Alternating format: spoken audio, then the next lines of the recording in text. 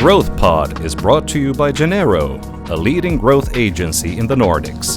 We interview marketing experts, business leaders, and entrepreneurs to uncover the stories and strategies behind profitable growth.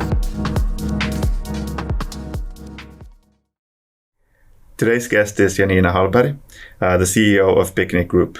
Picnic Group is a Finnish food company that includes the restaurant chain Picnic, the coffee shop chain La Torrefazione, and the importing company Europicnic. Welcome to the show. Thank you. Nice to be here. Let's talk a little bit about your background. Where did all of this start? How did you end up as the CEO of Picnic? Yeah, well, I think the story is similar to many stories you hear on different podcasts, listening to leadership and somehow a mix of timing and who you happen to know and work together with. I think it started back when I was actually involved with Sea Scouts, because that's, I think, a really, really good leadership school. I was, as you know, I was skippering around young kids when I was 15 and taking on a lot of responsibility. So I think it's something that kind of has molded me as a person a lot. Mm-hmm. And through Sea Scouting, I actually got to know Jens, who is the founder of La Torrefazione. And that's when then the professional side of things started in 2009 in the cafe and restaurant industry, when we started, opened up the first La Torrefazione at Aleksanterin Katu. Did you have before you went into that? Did you have any idea of passion for coffee and? Well, I was 20, so I was quite young. I was still studying at Hanken at the same time, and I've always I come from a family with quite a lot of entrepreneurs. So I think that's something that's maybe kind of been part of me since day one. And I've always enjoyed hosting things, and I've been working short times here and there making food on big sailboats for bigger groups and things like that. But I think it's just happened.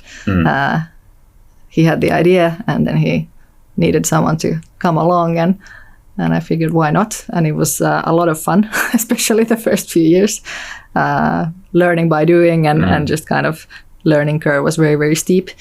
And then, in 2011, we opened up the second place, Fratello, which I was then the manager for myself alongside the studies, and became partner of the whole firm as well. So that's when things got real on my behalf. And then from there, we were just, having fun at work. We wanted to make sure we had a place where everyone enjoyed themselves at the same time, bringing something new to the coffee scene and to the restaurant scene in Helsinki. We had our own roastery at the cafe and so forth. So just a bunch of really passionate people working together. Was the idea always to open up more and more locations and to create a chain, or was it just not in the beginning? We were quite kind of cautious maybe in the beginning, but then in 2016 we had the first kind of time out of thinking, okay, what do we want to do with this, and what are we thinking about our own careers, and what do we want to keep learning, and then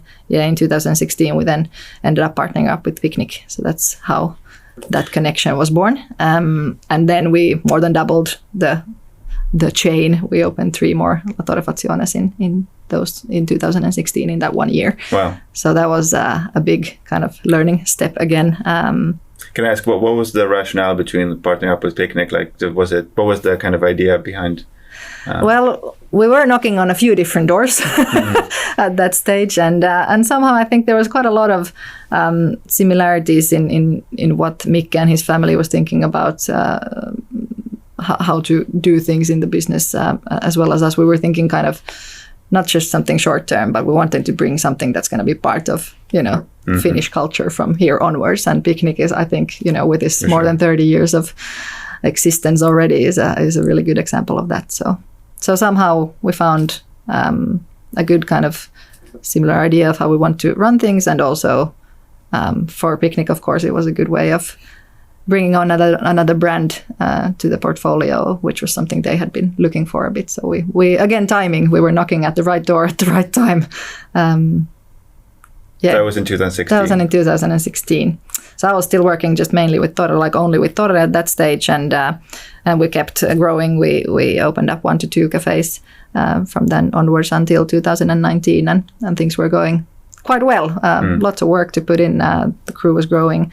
And then in 2019 was the next kind of bigger change for me personally, and also for the whole of the company when we then ended up selling out to a Finnish-owned private equity company called Centika. So from 2019, we have then had the same ownership in the whole group, and that's when kind of Picnic Group actually emerged, and we started that journey.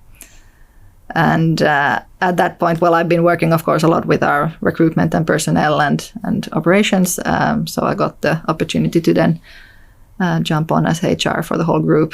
So I've been getting to know Picnic since 2019, which feels like a short time, especially with everything that's been going on for the last few years. But really exciting ride. And then in September last year, I then got another opportunity of jumping on as CEO. So now I'm trying to practice that and learning a lot again day by day. So it's been a lot of different roles, from literally just like working in the coffee shop, managing that. And so you came on, or like Centika came on in end of 2019. Yeah. Probably you guys had some visions and ideas of what you were going to do. And then, of course, things kind of changed. Yeah, definitely. So we'll stick to Picnic today and the story of how we've been doing, what we've been doing with Picnic for the last few years. And 2019, we had a couple of really good years behind us. And we've actually then, around the same times with Centika coming on, we had a new CEO in the company as well, and started to kind of look into, okay, well,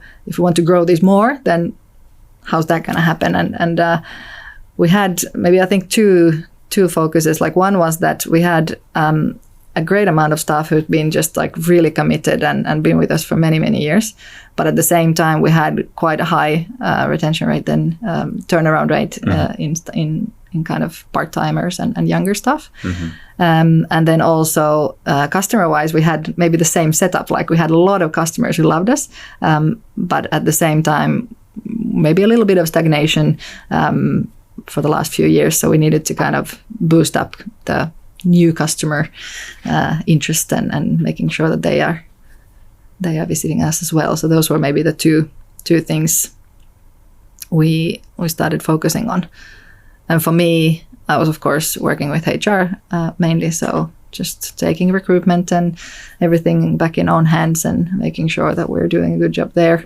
3 years later now, things are actually moving along in the right direction. So the turnaround rate has actually halved since then, going down from 87%. First quarter this year was about 42%. So I think we've done a really good job there, culture-wise. How we did it was basically, starting to just put names on things and like, okay, what is Picnic Group? What kind of company do we want to be? What are we already? Where do we want to head? What's the direction we're going to take? And just talking a lot to our staff and kind of finding the core values from there, together mainly, of course, with the managers and all the staff in the back office, and then slowly kind of emerging on that cultural road trip that never ends. It's a constant learning curve. So when you came in, it was kind of like, it was a matter of discovering the culture that was already there and putting just labeling like, this is actually how we work, and so you can communicate that better. Yeah. How, because you were really involved with like personnel and HR issues, and then when COVID came, you had lockdowns, massive impact on your business. Yeah. What was it like? How were you able to get all the hundreds of employees to stay motivated when there's so much fear and uncertainty, and it's easy to get demotivated? And then you had to make tough decisions, I would assume, against when it comes to personnel and all those things. So how were you able to get everyone excited and hopeful and kind of working towards the future? Yeah, not an easy task. I think again, timing in that sense that we had just in January, we've launched like, okay, this is the roadmap. This is what Picnic Group consists of. This is what we want to do. These are our core values that we've together been, searching for and kind of putting names on. This is what Picnic is. This is what Torre is. This is what Europicnic is. So we've done a lot of work throughout the fall of 2019 of making sure, like, who are we and where do we want to go?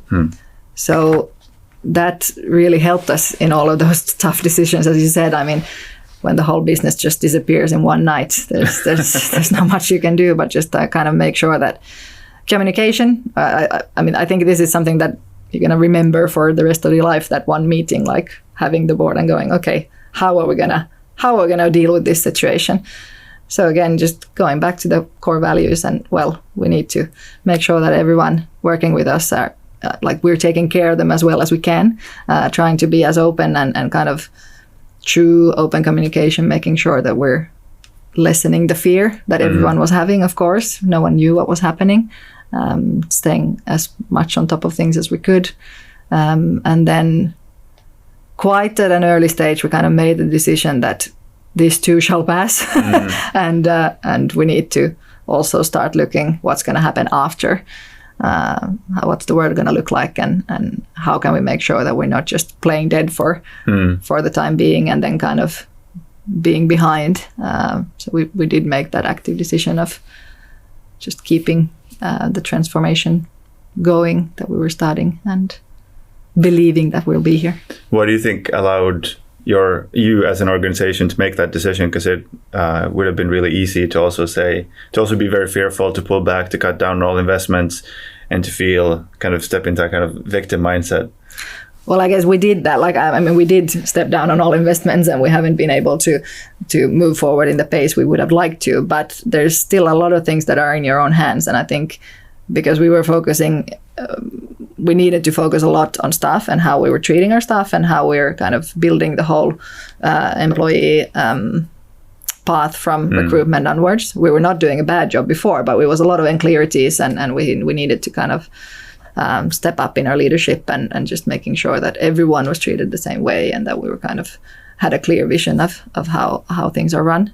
So that's something we could still do, because we were still open for takeaway sales and so forth. We just had to change the whole way of working, but not who we were working with. So I think that was one thing that kind of was quite clear for us, that this is maybe also perhaps even a good thing, because you have this enemy outside, and we're all kind of coming together and making sure that we're fighting this outside enemy. So in one sense, like now that looking back, it might have even been a kind of a good thing for us, getting everyone together, because as I said, we had a lot of really committed staff and amazing people working with us who are still with us today, and kind of pulling through and getting that kind of fighting. It probably allowed you to do things a lot quicker than you would have done in kind of peace times. Yeah, I think so too.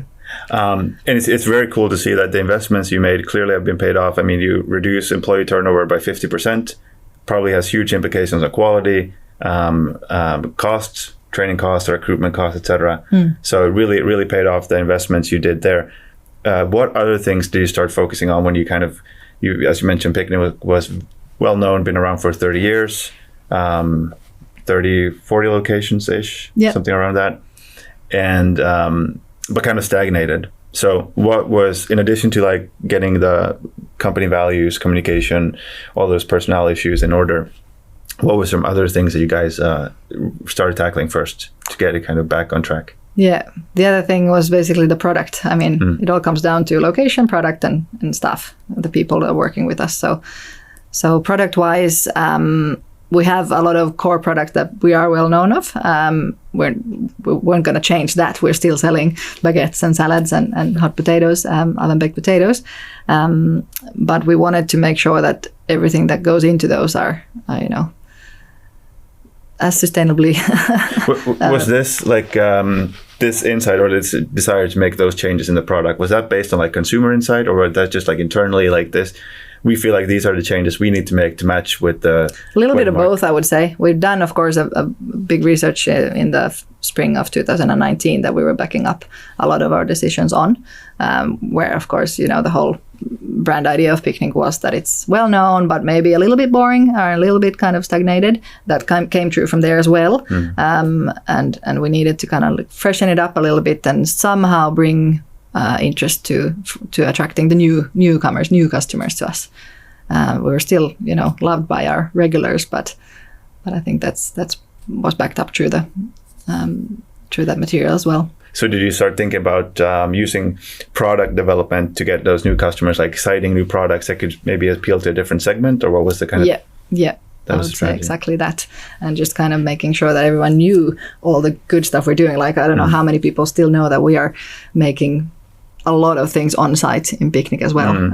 I mean, we used to recruit cafe workers, and nowadays we recruit restaurant workers because it just describes the work a lot more. We're working a lot with the food and preparations as well. And yeah, basically what we did with the project was making sure that, okay, where do our coffee come from? We partnered up with Kaffa Roastery quite early already into 2020, beginning of 2020.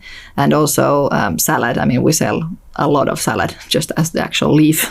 So nowadays that comes from Turku, from Deli Verde, and a great partnership there with them, just making sure that both the quality and, of course, doing partnership like this, we can still also make sure that the pricing is okay, because it's kind of a win-win for both. Yeah. We're a big chain in that sense. So these kind of smaller producers we're quite interested, interesting for them. So I think those are two really good examples of what we've been doing together with them. Were there any menu changes you were making as well during this time? We've been testing a lot for the last few years, I think. As I said, we have those core elements that are staying, but just bringing bowls and soups and family packages and so forth. And of course, a few of these things were kind of directly linked to COVID and moving into a completely takeaway focus, which was not, that was not the core business for us. It was like a temporary solution. I mean, the product that we have works quite well in Picnic for takeaway purposes. So it's definitely brought some more, more percentage for us, thanks to COVID. And we have been partners up with Volt and so forth earlier as well. But just the whole mix was changed quite a lot for those years. What about customer experience? Just like the overall. Were you able to kind of identify, like, these are the reasons why people come to Picnic, and these are things we want to just keep focusing on and maybe improve upon? Yeah. How did you think about that? I think the main thing that kind of still keeps emerging all the time is that we're really quick. And I think that's something that we definitely want to keep evolving at and making sure that we stay that way. Basically, when you come to us, the time that you have to queue is the time it takes, because then we're making the food for you at the same time. Or of course we have some ready-made takeaway options as well. But I think that the quickness, the fastness, and also the freshness, that we are making it all on site, and basically the food that we're selling is something you can eat, many times a week without having a bad confidence or anything like that. So you're making all these changes in the product and kind of behind the scenes. At the same time, were you thinking about how to communicate it to customers, making sure that the perception of Picnic kind of matches all the changes and the updates that you're making inside the company? Yeah, I think that's definitely the road we are on. And it is something that also does take a little bit more money, which has been on the card for the last few years. So we were starting off with, focusing on the product, focusing on the personnel, everything that was kind of, it's our core business that we have to keep doing anyway. So we might as well do it in a new way and keep evolving. Whereas then marketing, and for example, we have, as you said, we have 38 locations throughout Finland, and they all look a little bit different. And that's something that takes, of course, a lot of money to make sure that the look and feel of every Picnic is the same as the new kind of concept and road we're on. But slowly we're getting there. We're actually just within the next week or so opening up one of the biggest locations we have down in Kamppi, which is going to be with the new brand and new look and feel. And we have opened a couple of restaurants during the last couple of years as well. So it's slowly, coming true. And that's just something that we would have liked to do a little bit quicker in order to, as you said, kind of make sure that the perception is in line with what we are thinking and how the customers are seeing us. So, have you found that to be the case, that even though, let's say, you're making all these changes with the ingredients, staff changes, making improvements maybe in the convenience and speed side of things, that it really takes some kind of like brand campaign to really change people's perceptions? Or is it enough to just make these changes and people come back and they realize, oh, this is actually not what I remembered, this is actually better in these ways? I guess it's just time of how much, it's a case of how much time you have. It takes time to change people's behaviors, and in order to kind of quicken that, fasten that, we would of course, we're gonna need to tell people more about it in other ways than just by welcoming us to the welcoming customers to the restaurants. Yeah. But I think the kind of whole core of restaurant cafe business is that it is a bit of word of mouth as well, like making sure that everything on site is working as well as possible. Again, going back to location, where we are, what they look like, how the staff is trained, and how the whole customer experience is built up and improving, and of course the product that we're selling. So I think we're really still going to be focusing on those three things going forward. And then now that we've had a lot of good change going, making sure that we actually telling people about it is maybe what we're focused on at the moment. Yeah, because we talked about this earlier about, for instance, sustainability, and it can become for a lot of companies kind of like this, where they think it's just a label that you put on and you start talking about it, but actually it's through actions and making those concrete improvements. Yeah. I want to go back to, so what you mentioned with the importance of measuring like customer satisfaction and so on. What metrics do you have in place? What ways do you have in place to make sure that you're keeping kind of a close, you're staying on on the pulse with what's actually happening inside the restaurants and how people are experiencing the product and the food?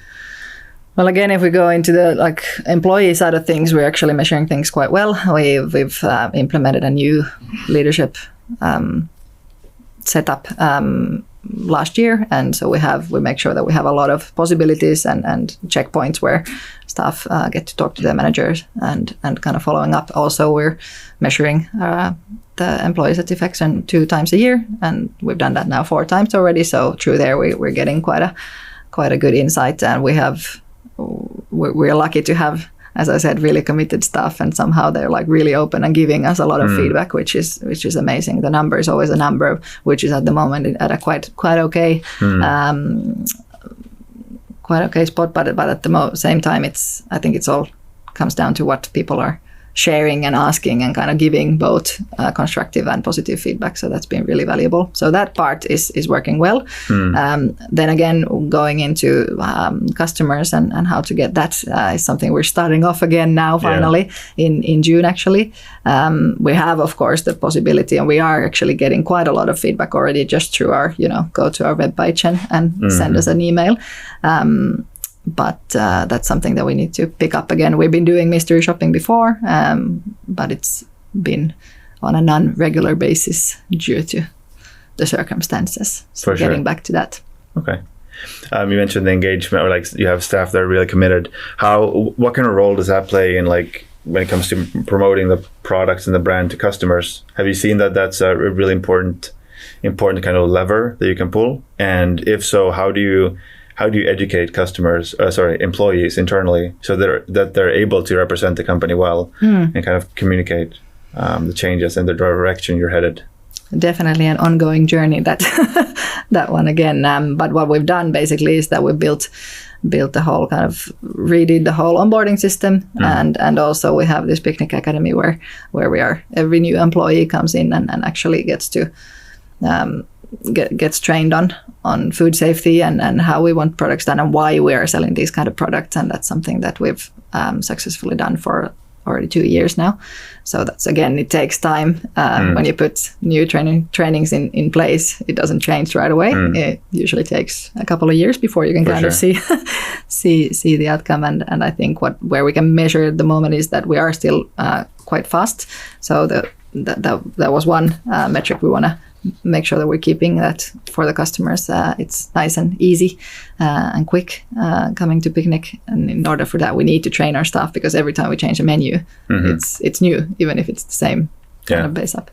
And of course, for the main marketing channel for us is our staff. The more, the happier they are, and the prouder they are of their work and the products, the better the kind of success rate is for us. And we've been working a lot with the products for the last half a year. And we are getting, of course, sales-wise, it's looking quite well. We're definitely evolving, and also the staff is really happy with the changes we've been doing lately. So, yeah, I think that's that can easily be overlooked. The importance of when you're making these changes and improving the product, how it really impacts the pride that the staff feel, and those are like the people at the front lines are representing the brand.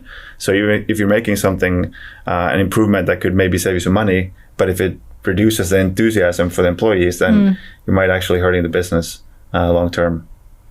I'd be curious to know, because you've been able to reduce, I would guess that you're now below industry average when it comes to employee turnover. Yeah, something like that. Anyway, it's a good improvement. And you mentioned some of the things, I mean, communication and values and so on, but is there anything else you've done when it comes to building a company culture, creating an environment where people are really excited to work there? Is there any kind of like anything you've done there that you feel like has been especially impactful?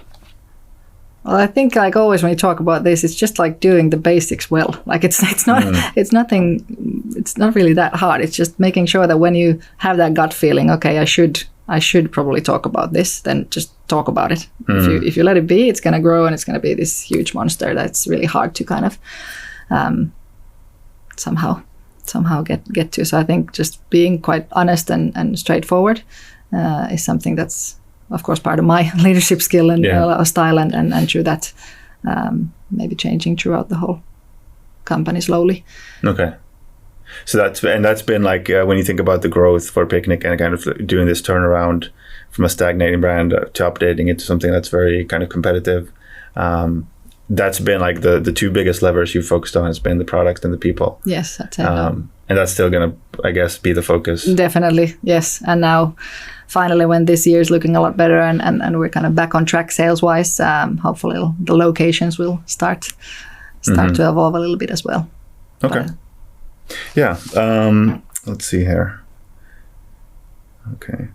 Is there anything in terms of, I'd be curious to know when it comes to metrics, what especially as it relates to growth, and especially as it relates to kind of measuring if you're able to communicate the changes that you're making inside the company. You mentioned mystery shopping. Is there anything else that you're kind of looking at on a day-to-day, not maybe day-to-day, but frequent basis to make sure that you're headed in the right direction and the investments are paying off? Yeah, I guess, I mean, because we're coming back from this massive drop down, it's a lot about just making sure that we're gaining more customers day by day, because we had a huge dropout in customers and we're still behind, 19 numbers. So this year we're still kind of really in the basics. We're just making sure that we're back on track with staff, we're back on track with product, and we're making sure that day by day we're growing the customer base.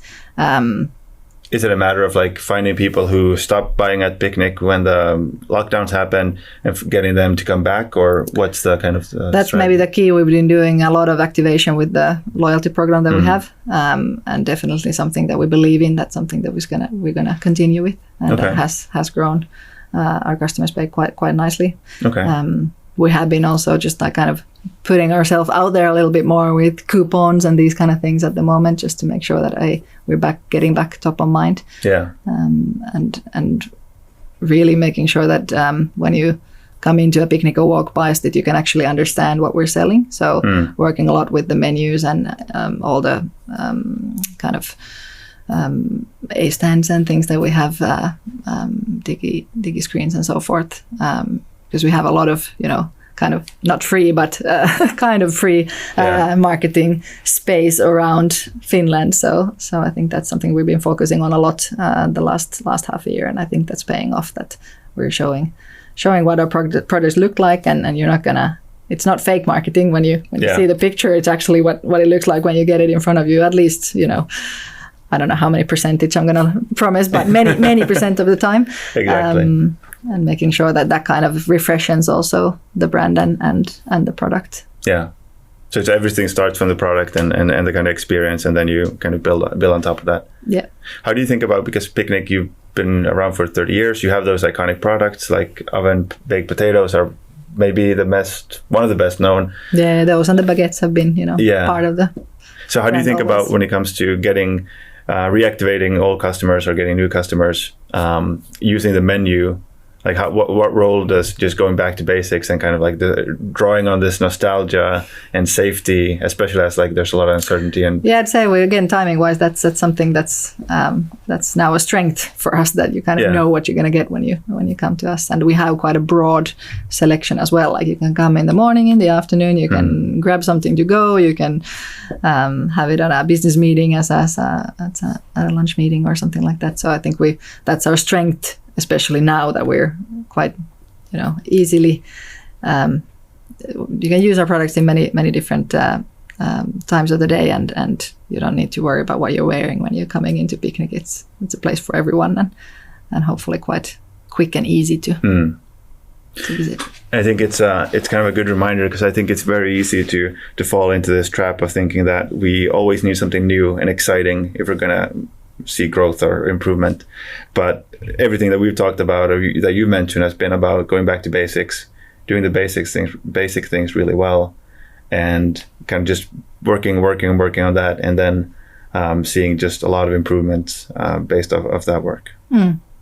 I think that's really where we're at the moment. And then, of course, I mean, you need to stay kind of active and following the trends in the world and making sure, okay, what could we bring, and keep doing this A/B testing. As I said, we have been testing a lot of different products, and warm sandwiches were a hit this winter, but bowls maybe not. So I mean, just need to stay kind of true to the core, but then making sure that we are testing something new on the side all the time as well. How do you do that when you have 38 locations, hundreds of employees? How do you manage those? How do you keep up that pace of testing? It's way different, obviously, if you have... We're not maybe bringing everything to all 38 locations, so we're lucky to have a lot of the locations, close by where our headquarters is as well. So the team that are working on product development can easily just jump into one of the restaurants and try it out and see how it goes.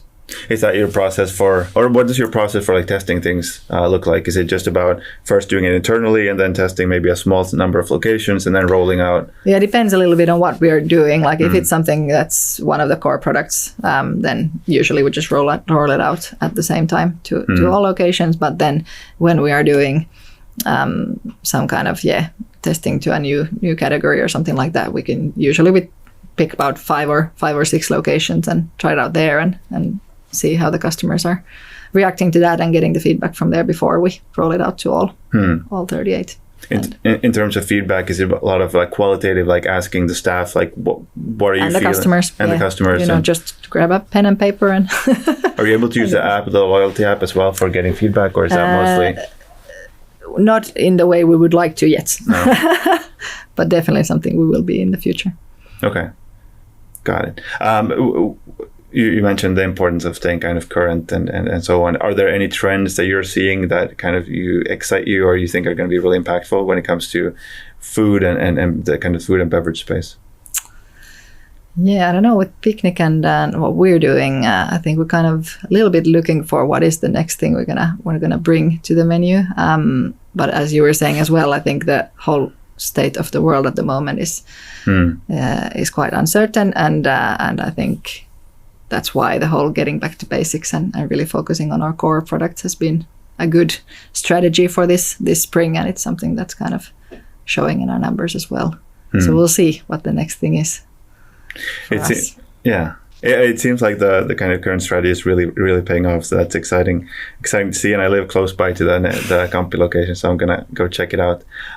Anything like you have recently coming out that people should know about? Any new products? Anything you want people to know? Yeah, well, we're renewing the menu about 3 times a year, and we brought some really good salads and new potatoes just a month ago. So I think there's probably lots of people haven't tried those out yet. So please drop by. Every 3 times a year, every year, is kind of like you're updating. Yeah. So 3 bigger launches per year. Wow. Just we want to stay seasonal. I mean, again, going back to sustainability and how we work, that's something that of course is a big thing in food industry. So we're changing it in the fall, in the winter, and towards the spring. For summer, we're bringing a couple of new things again around midsummer. But just again, changing flavors and keeping it interesting in that sense. Have you been doing that all this like for a long time, or is that a new kind of way of approach? It's been a learning process and evolving. We kind of started the whole seasonality bigger last fall. Yeah. So quite new, but before that as well, we have those core products that we can't, touch. Everyone loves the chicken barbecue, baguette, and so forth. But then at the same time, we want to bring something new on the side. So okay. There's classic and there's some newcomers. Does that add a lot of complexity for the business, for the staff? Yep, there's a lot of training needed to be done in order to keep this efficiency and the fast pace up. Do you think that's been key kind of for Picnic, is just having those constant changes? Because like I said, I would assume that Picnic is kind of a restaurant, like you said, you can go there in the morning and the afternoon, so you have quite a low, maybe the average order value is quite low, but the frequency is quite high. So people want newness, novelty. Do you think that's a key for you guys to have like constant? Yeah, I think so. And then now we've really drawn through that. Okay, we have the ready-made salads and the ready-made portions that are designed by our product team. But then you can always choose your own. So you can always mix and match as well, depending on what you're feeling like just today. So I guess it's a combination of those two. Okay, I see. Well, people should definitely go check out those new products. And we talked about this before, and I mentioned I used to go to Picnic a lot when our office was close to one, but then there was like it was almost a 10-year gap, like 8-year gap where I didn't go to Picnic, and then I went a couple of weeks ago, and it was really good. So glad to hear. If anyone's listening is like me, an old customer hasn't been in a while, then definitely go check it out. And thank you so much for coming on and sharing your and Picnic story. And I wish you the best of luck. It's going to be interesting to see where you kind of go from here. Thank you. Thank you for listening. You can find all episodes of The Growth Pod on Spotify, YouTube, and Apple Podcasts.